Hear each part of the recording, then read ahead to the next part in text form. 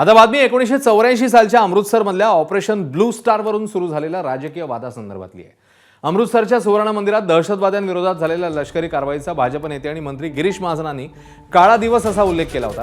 तसंच या घटनेची त्यांनी अफगाण आक्रमक अहमद शाह अब्दालीच्या हल्ल्याशी तुलना करत तत्कालीन पंतप्रधान इंदिरा गांधींच्या कारभारावरही टीका केली होती। त्यांच्या वक्तव्याचा शरद पवारांनी चांगलाच समाचार घेतला। शरद पवारांनी महाजनांना खडे बोल सुनावत इंदिरा गांधींच्या योगदानाची आठवण करून दिली।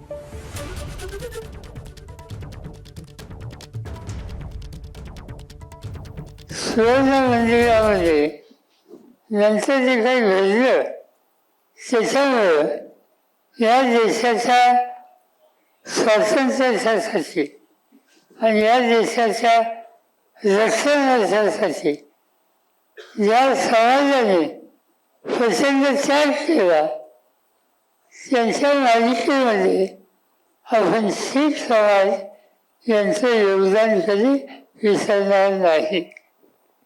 पण समाजाची प्रतिष्ठा ठेवू पण ही ठेवत असताना आज जे काही महाराष्ट्राच्या माणसांनी वक्तव्य केलं तसं वक्तव्य आम्हाला मंजूर नाही।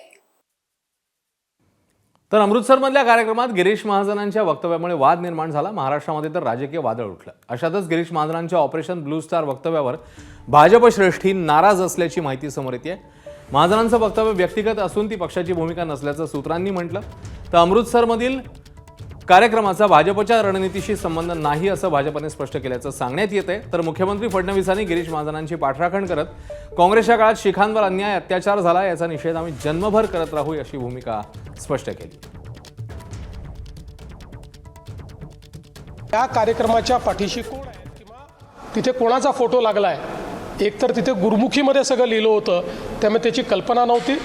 अतिशय थोडा वेळ गिरीश भाऊ त्या ठिकाणी होते आणि त्यांचं संपूर्ण भाषण जर आपण ऐकलं तर त्या ठिकाणी त्यांनी शीख समाजाचा गौरव केलेला आहे। मला असं वाटतं की याला दुसऱ्या कुठल्याही पद्धतीनं बघण्याची गरज नाही। ज्या प्रकारे शीखांवर काँग्रेसने अत्याचार केला त्याचा निषेध हा जन्मभर आम्ही करू, शेवटपर्यंत आम्ही करू। ज्या प्रकारे कत्लेआम शीखांचा या दिल्लीमध्ये, पंजाबमध्ये आणि संपूर्ण भारतामध्ये काँग्रेस पक्षाच्या नेतृत्वात झालेला आहे, हे सत्य आहे। हे सत्य कोणालाही विसरता येणार नाही।